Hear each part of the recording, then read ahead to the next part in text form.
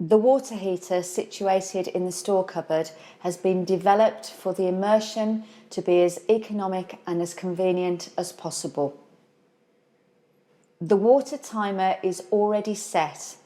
This has been security locked and cannot be changed. This is to ensure that the water is heated in the most economical way. The clock is set to GMT. This will go forward 1 hour in British summertime. In the event that you require extra hot water, all you need to do is press the boost button once on the machine, and that will give you 1 hour's extra boost of hot water.